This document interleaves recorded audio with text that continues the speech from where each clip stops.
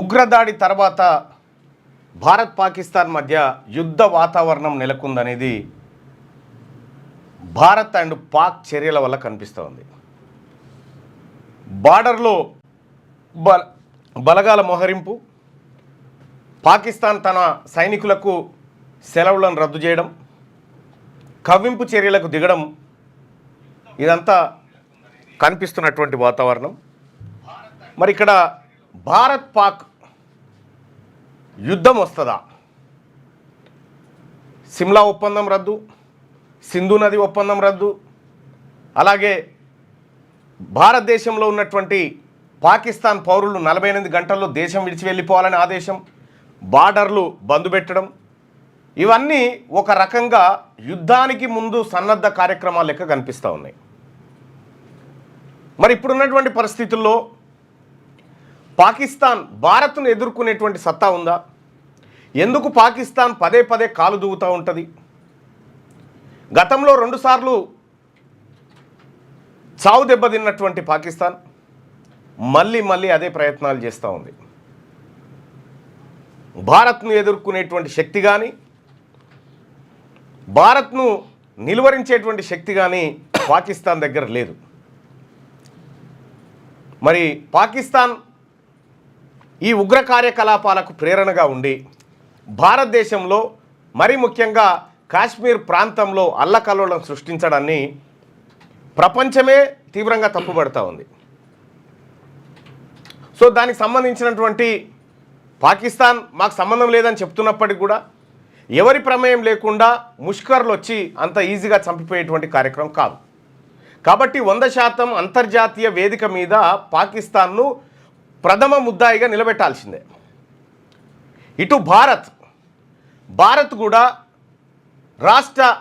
దేశ ప్రభుత్వం కూడా ప్రధానమంత్రి నరేంద్ర మోడీ గారు కూడా కొంచెం ఆత్మవిమర్శ చేసుకోవాలి. భారతదేశం ఇటువంటి పరిస్థితుల్లో ఉంటే ఇక్కడ ఉన్నటువంటి పౌరులకు వాళ్ళ ప్రాణాలకు రక్షణగా ఉండాల్సినటువంటి వ్యవస్థలు కొద్దిగా అతలాకుతలమైనట్టుగా కనిపిస్తూ ఉన్నాయి. పౌరుడి రక్షణ కోసం ప్రభుత్వాలు చేపట్టాల్సినటువంటి కార్యక్రమంలో కొంత అలసత్వం కనిపిస్తూ ఉంది. మరి ఎందుకు ఈ విధమైనటువంటి దాడి జరిగింది? సోషల్ మీడియాలో రకరకాలైనటువంటి విమర్శలు, రకరకాలైనటువంటి చర్చలు జరుగుతూ ఉన్నాయి సోషల్ మీడియాలో. ఇటు భారతీయ జనతా పార్టీని సమర్థించేటువంటి సెక్షన్ ఏదైతే ఉందో ఆ సెక్షను నరేంద్ర మోడీ గారు చాలా కఠిన నిర్ణయాలు తీసుకుంటా ఉన్నారు. సో ఇప్పటికే 2 ఉగ్రవాదులు నేరేసిరు, లేకపోతే యుద్ధానికి సన్నద్ధమవుతురు, మోడీ ఈ స్థాయిలో నిర్ణయాలు కఠినంగా తీసుకుంటారు అనేటువంటి మాట వాళ్ళు చెప్తా ఉన్నారు. సో ఇంకొక వైపు మోడీ, ఆ తర్వాత మోడీ విధానాన్ని వ్యతిరేకించేటువంటి వర్గం అంతా కూడా ఇది మోడీ నిర్లక్ష్యానికి కారణం, ఎక్కడైనా ఈ దేశంలో మంచి జరిగితే అది తన ఖాతాలో వేసుకుంటాడు, కానీ కాశ్మీర్లో జరిగినటువంటి ఉగ్రదాడికి భారతదేశం మొత్తం ఖాతాలో వేస్తూ ఉన్నాడు అనేటువంటి విమర్శ ఆయన మీద చేస్తూ ఉన్నారు. ఇక్కడ సామాన్య పౌరుడు ఏం ఆలోచిస్తూ ఉన్నాడు?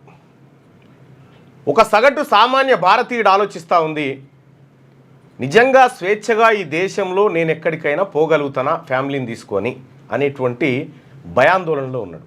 ఎందుకంటే కళ్ళ ముందే తమ ఇంటి వాళ్ళని అత్యంత కిరాతకంగా కాల్చి చంపినటువంటి దుర్ఘటన వీడియోలు, వాళ్ళ ఎక్స్పీరియన్స్ అంతా సోషల్ మీడియాలో స్ప్రెడ్ అయిపోయింది. ఈ సందర్భంలో సగటు పౌరుడు కొంత భయాందోళనకరమైనటువంటి పరిస్థితిలోనే ఈ దేశంలో ఉన్నట్టుగా కనిపిస్తూ ఉంది. అలాగే పాకిస్తాన్ హై కమిషనర్కి సంబంధించినటువంటి కార్యాలయం దగ్గర మరి మీడియా అంత తొందరగా ఎట్లా రీచ్ అయిందో తెలియదు. ముఖ్యంగా రిపబ్లిక్ టీవీ, ఇంకో కొన్ని టీవీలు అక్కడికి వెళ్ళిపోయి ఆ పాకిస్తాన్ హై కమిషనరేట్లకు ఒక ఆయన కేకు తీసుకొని పోతా ఉన్నాడు. కేకు తీసుకొని పోతా ఉంటే ఆయన పట్టుకొని అసలు కేక్ ఎందుకు, ఏం సెలబ్రేట్ చేసుకుంటున్నారు, నిన్న కాశ్మీర్లో జరిగినటువంటి ఘటనకు సెలబ్రేట్ చేసుకుంటున్నారా అని చెప్పి మీడియా యక్ష ప్రశ్నలు అనేక రకాల ప్రశ్నలు ఆయన మీద సంధించింది. పాపం ఆయన ఏం మాట్లాడుకుంటూ వెళ్ళిపోయాడు, వాడు ఎవడో కూడా తెలియదు. సో పాకిస్తాన్ వాడే కావచ్చు మేబీ. కానీ అయితే ఆ కేక్ సంబంధించినటువంటి కొంచెం ఇన్డెప్త్కి పోతే అందులో పనిచేసేటువంటి ఒక ఆయన భార్యది బర్త్డే ఉందట, 5 రోజుల ముందు అది ఆర్డర్ చేసిరట. సో అది తెలుస్తున్నటువంటి మాట. కానీ ఈ మీడియా ఏం ఎస్టాబ్లిష్ చేయదలుచుకుంది? నేషనల్ మీడియా ఇటు మరోవైపు ప్రతిపక్షం కూడా అఖిలపక్ష సమావేశంలో ప్రభుత్వానికి మేమంతా అండగా ఉన్నామనేటువంటి భరోసాను కల్పించింది. సేమ్ టైం నేషనల్ మీడియా కూడా సో ఈ దేశంలో పౌరుల భద్రత విషయంలో లేకపోతే పౌరులకు భరోసా ఇచ్చే విషయంలో కొంత ముందడుగేయాల్సిందే. కానీ ఆ దిశగా మీడియా కథనాలు కనిపించట్లేదు. మరి ఈ దాడితో ఇక అయిపోయినట్టేనా? భవిష్యత్తులో ఎలాంటి దాడులు జరగవా? ఇవాళ పేపర్లలో కథనాలు చూస్తే 200 మంది ఉగ్రవాదులు పాకిస్తాన్ బార్డర్ దాటి భారత్లోకి వచ్చేందుకు ప్రయత్నం చేస్తున్నారనేటువంటి ఒక కథనాన్ని నేను ఈనాడులోనూ దీంట్లో చూసిన. 200 మంది పాక్ ఉగ్రవాదులు భారత్లోకి ప్రవేశించడానికి ప్రయత్నం చేస్తున్నారంటే వాళ్ళ లక్ష్యాలు ఇంకా వేరే అయ్యి ఉంటాయి. ఇక్కడ వాళ్ళ లక్ష్యాలు ఇంకా వేరే అంశాలు అయ్యి ఉంటాయి. ఇక్కడ ఇదంతా ఒక ప్రమాదకరమైనటువంటి పరిస్థితిలో ఉంది.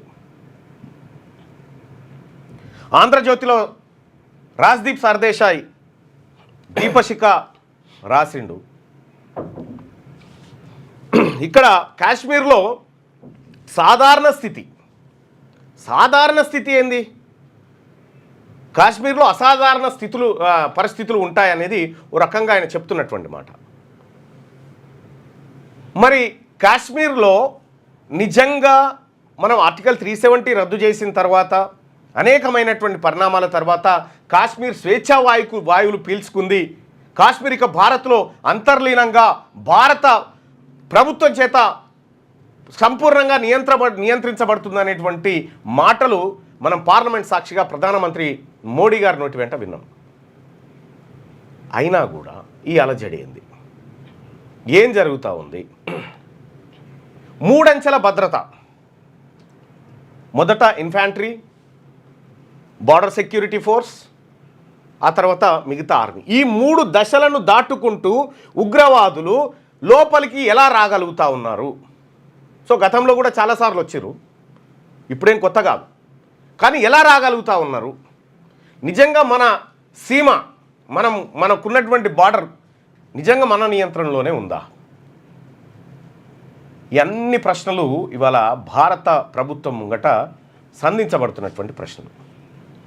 కరెక్ట్గా ఇంకొక వైపు నుంచి సోషల్ మీడియాలో కొత్త రకమైనటువంటి చర్చ. కరెక్ట్గా 2019 ఎన్నికలప్పుడు పుల్వామా దాడి జరిగింది. ఇప్పుడు బీహార్ ఎన్నికలు రాబోతా ఉన్నాయి సెప్టెంబర్లో. కరెక్ట్గా ఈ దాడి జరిగింది అనేటువంటి ఒక రాజకీయపరమైనటువంటి కోణాన్ని మరికొందరు తీసుకొస్తున్నారు.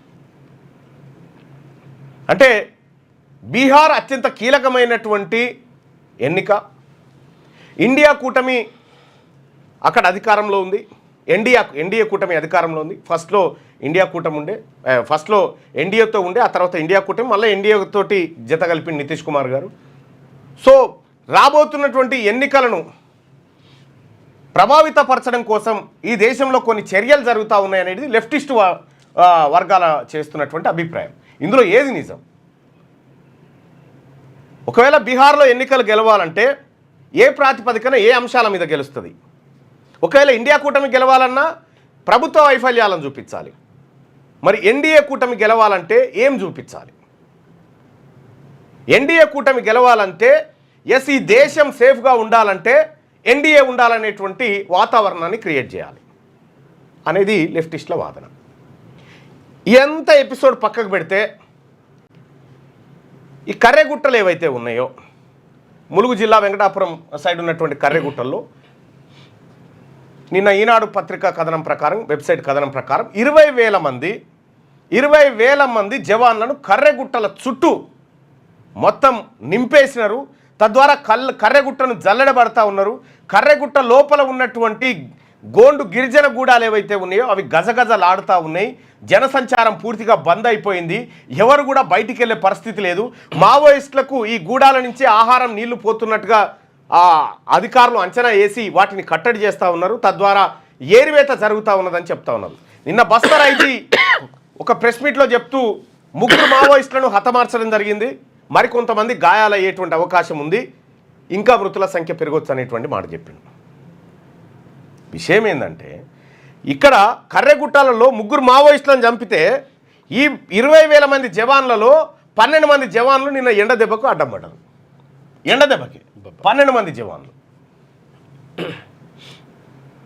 మరి ఈ కథనాలన్నీ వస్తున్నటువంటి నేపథ్యంలో భారతదేశం అంతర్గతంగా ఉన్నటువంటి అంశాలు ఏవైతే ఉన్నాయో వీటిని చర్చల ద్వారా పరిష్కరించుకోవడం ఒక్కటే మార్గం అనేది 1972లో జరిగినటువంటి సిమ్లా ఒప్పందంలో అప్పటి ప్రధానమంత్రి ఎవరు 1971-72 ఎవరు ఇందిరాగాంధీ గారు ఆ సిమ్లా ఒప్పందానికి చర్చలు జరిపారు. బంగ్లాదేశ్ విముక్తి సమయంలో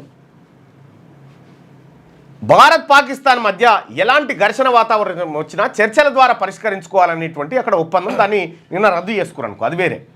కానీ ఈ భారతదేశం ఈ దేశంలో ఉన్నటువంటి మీరు సంఘ విద్రోహ శక్తులుగా భావించేటువంటి మావోయిస్టులు కానీ ఇంకోరు కానీ ఈ చర్చలకు మేము సిద్ధమన్న తర్వాత కూడా మీరు ఎందుకు అక్కడ కాలు దువ్వి ఏం చేస్తూ ఉన్నారు? నిన్నటికి నిన్న తెలంగాణ ఐజీ ముంగట చంద్రశేఖర్ గారు, ఎవరు ఇన్స్పెక్టర్ జనరల్ చంద్రశేఖర్ గారి ముంగట 15-20 మంది మావోయిస్టులు లొంగిపోయినారు. వాళ్ళు లొంగిపోవడానికి సిద్ధంగా ఉన్నారు, వాళ్ళు సరెండర్ కావడానికి సిద్ధంగా ఉన్నారు.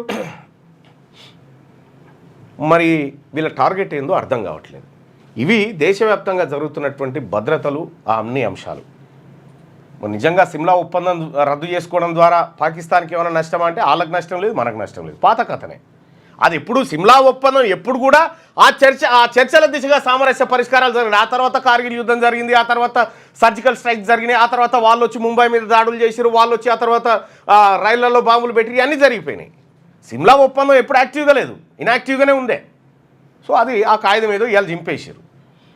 ఇక సింధు నదిలో వాటాల విషయంలో సింధు నదికి మేము చేసుకున్నటువంటి ఒప్పందం ఏదైతే ఉందో 1960 ప్రాంతంలో ఆ ఒప్పందాన్ని మేము రద్దు చేసుకుంటున్నామని చెప్పినారు.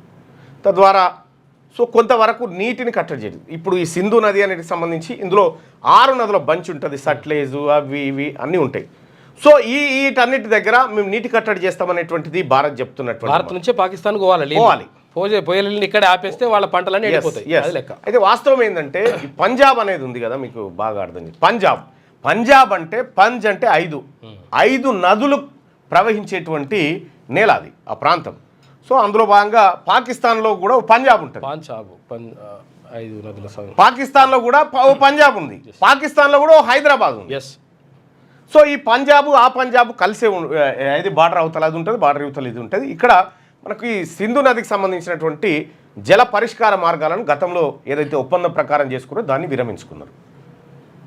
ఇవన్నీ జరుగుతూ ఉంటే యుద్ధ వాతావరణం ఆవరించింది అనేది నేషనల్ మీడియా కథనం. ఇప్పుడు యుద్ధం ఈ దేశానికి అవసరం ఉందా లేదా? సో పాకిస్తాన్ ఏం చెప్తా ఉందంటే మేమే చేసినట్టుగా మీ దగ్గర ఏమైనా ఆధారం ఉంటే చూపించండి అని చెప్తా ఉన్నది. కానీ భారత్ దాన్ని ఎస్టాబ్లిష్ చేయడానికి చాలా ప్రయత్నాలు చేస్తూ ఉంది. సో ఇప్పుడున్నటువంటి వాతావరణం దీన్ని రాజకీయ అవసరాల కోసం కాకుండా దేశ భద్రత కోసం వాడాల్సిందిగా అన్ని పార్టీలకు, అన్ని వర్గాలకు విజ్ఞప్తి చేయడం జరుగుతుంది.